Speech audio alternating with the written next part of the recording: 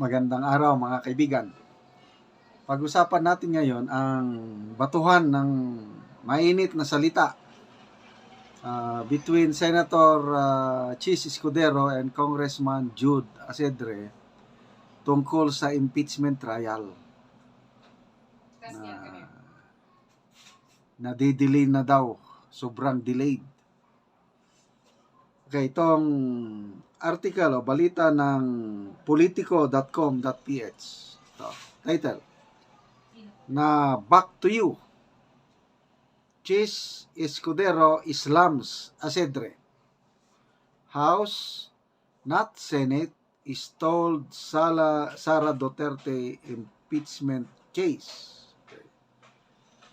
So, Senate President Francis Escudero lashes back at House Assistant Majority Leader and Tingog Party List Representative Jude Asedre for claiming that the Senate leadership is delaying the impeachment trial of Vice President Sara Duterte.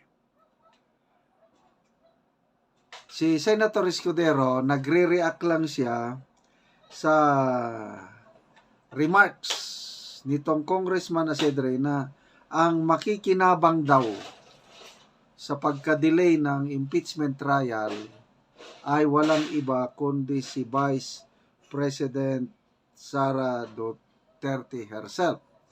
Paliwanag ni Asedre na ipinalabas niya yung kanyang pagkadismaya sa schedule ng Senado, yung calendar of activities nila, na ngayon pang July 30 magsisimula ang trial instead na kaagad-agad. Yun, dismayado itong Congressman Jude Asedre. So ito, ang kanyang patotsada kay Escudero. Kung gusto, may paraan. Kung ayaw, maraming dahilan. Mag-init ang tenga mo niyan. Kaya, sabi naman ni Senator Escudero, it was the House which inupuan nila yung complaint for halos 2 months. Okay?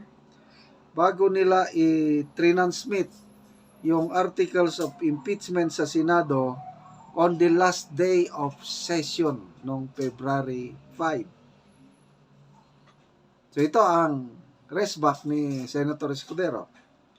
If he does not want to, kung ayaw nilang madelay, okay, then why did they, meaning the House, did they delay the filing of the complaint before the Senate by sitting on the 3 impeachment complaints for more than 2 months without referring it to the Speaker, despite their own rules, Section 3, that states that their Secretary General shall immediately refer it to the Speaker.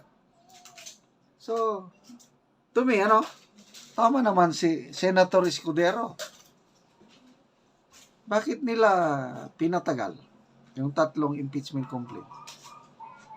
Tapos bigla-biglaan, February 5, isang araw lang, pirma 215, sampa kaagad sa Senado, wala na. Hindi na-discuss sa plenary. Very clear naman yung rules ng Senado na dapat yung impeachment complaint na pag-usapan sa plenary session. Last minute nilang isinabit. Nag-break ang Congress, ang Senado, na hindi natalakay yung impeachment complaint, kaya hindi sila makagalaw.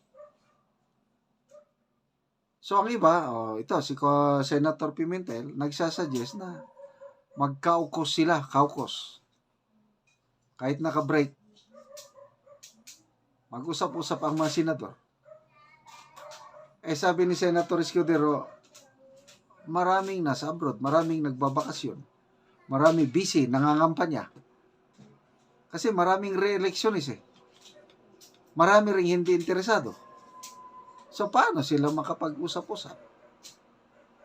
Kaya, nanindigan din si Senator Escudero na Wala. Hindi kami gagalaw hanggat hindi darating ang June 2. June 2 yung opening ng session ng Senado. Sabi ni Escudero, sabi ng Senate President, he will not give in to pressure from those for or against the impeachment, and that the Senate will follow its rules and regulations on impeachment.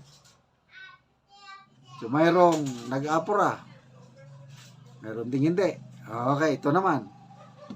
Grupo ni BP Sara plus yung grupo ni Attorney Israelito Torion nagsampa na ng petisyon sa Korte Suprema para ipatigil.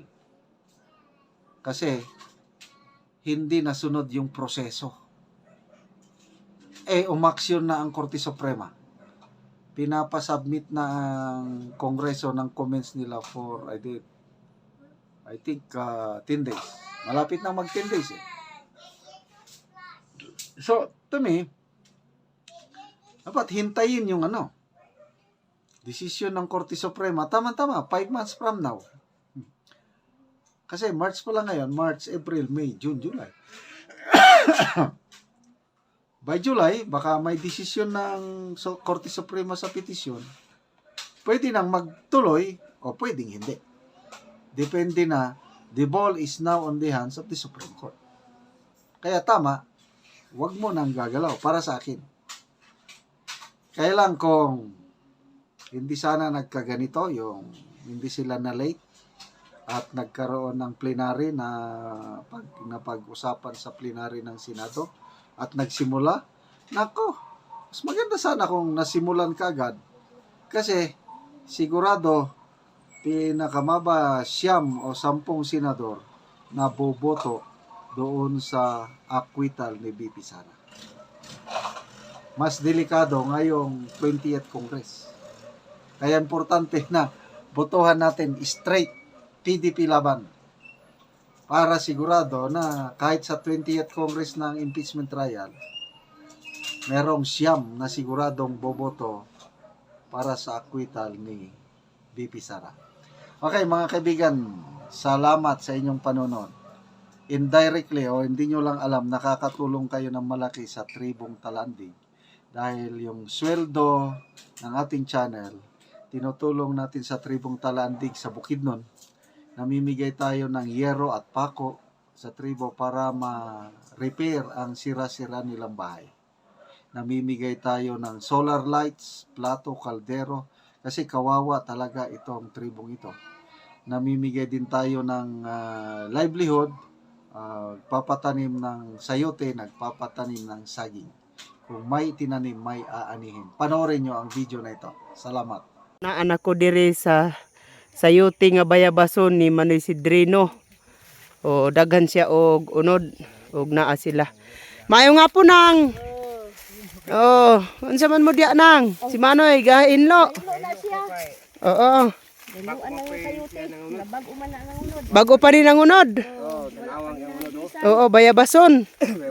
Muna kadtong mahal nga sayote. Kuan siya.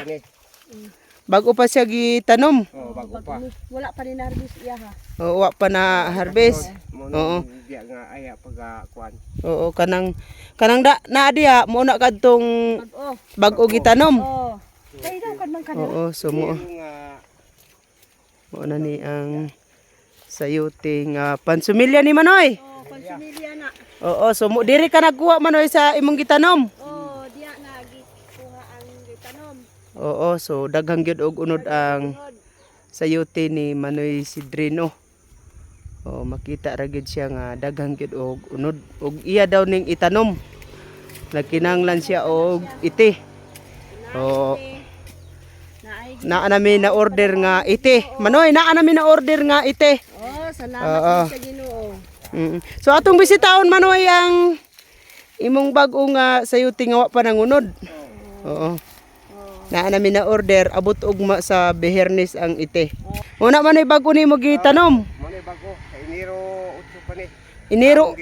Enero 8 pa gitanom. Nakaroon na anay gamay.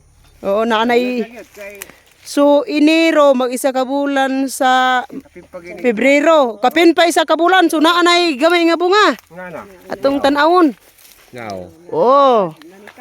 Maayo gid ni ang sayuti nga bayabason kay Bunga. Dali mamunga. dali mamunga. So February 8 so karon kuan naman ta ani March 5. So kapin pa sa isa ka bulan naa nay unod. Oo. So tsada ang yang tubo. Paningkamutan gyud ni namo nga magdaghan. Magdaghan. Oh, kay Oo. aron nga makakuan sa among mga eskwela. Oo. Suporta sa among mga eskwela. Oo. So karon manang nga padayon ang paghatag sa ite, abono para nga padayon sa pagsuporta sa atong pagpananom unsa imo ikasulti. Salamat sa nagtan-aw sa YouTube. Oo. Og Nalamatan ang Ginoo Oo. na nanalangin nga naay maluoy sa amua Oo. maghatag og iti ug abono. Kay luoy kayo ang among mga eskwela kundi ni maning kamot. Oo, sige manang, salamat.